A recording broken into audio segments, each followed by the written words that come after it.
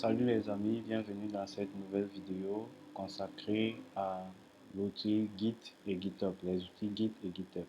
Donc, dans cette vidéo, nous allons essayer de continuer notre programme en parlant de tout ce qui est repository. Nous allons voir comment créer un repository et comment faire votre premier pull request. Déjà, allons-y avec la création du repository. J'imagine que à ce stade de notre série, vous avez déjà créé votre compte GitHub. Si vous l'avez fait, n'hésitez pas à me suivre, d'accord, pour qu'on puisse garder contact et peut-être travailler sur des projets ensemble, d'accord.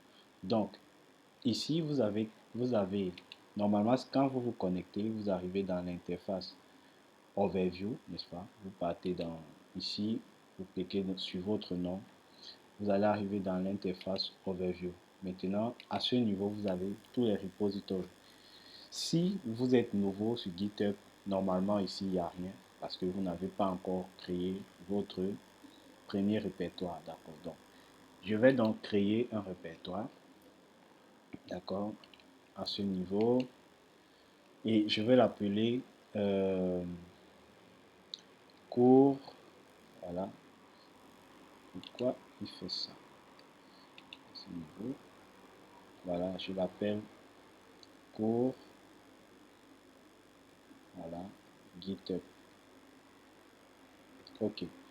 Donc, lorsque c'est fait, je vais donner une description. C'est important pour se retrouver plus tard. Donc, ceci est le dépôt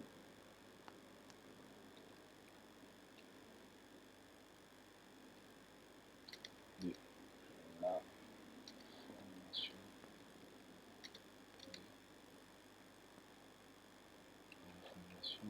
sur GitHub. C'est mieux.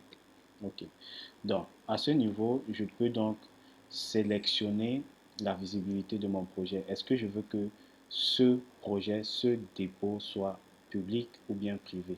Comme je vous avais dit la dernière fois, lorsqu'un repo est public, tout le monde sur GitHub peut voir. Tout le monde qui arrive au niveau de votre profil peut voir.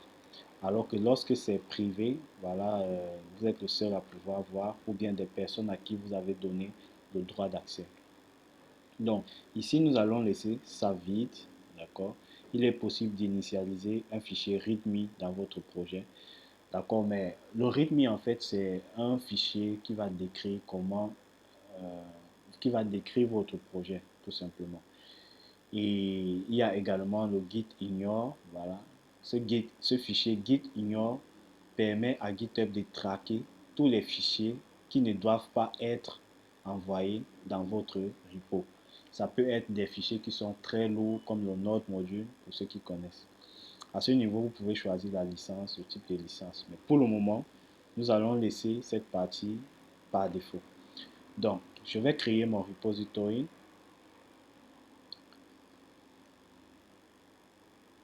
Très bien. Donc ici, vous voyez que GitHub a fait le boulot pour vous et vous a créé votre repository. D'accord. Donc à ce niveau, vous avez dans la partie code, étant donné que vous n'avez pas encore envoyé de code dans ce repository, ça va vous afficher en fait ces informations. À ce niveau, on vous présente comment vous pouvez faire pour faire votre premier commit. Ce que nous allons faire dans la vidéo suivante. D'accord. Pour ceux qui travaillent avec le command line de Git ou bien pour ceux qui ont fait des recherches sur le command line de Git, vous retrouvez ici toutes les commandes qu'il faut exécuter ligne par ligne pour pouvoir envoyer votre premier pull request dans ce repository. Ici, nous avons le lien, n'est-ce pas, qui mène sur ce repository. Bon, là, quand j'entre dans un repository, j'ai la possibilité de voir différents onglets.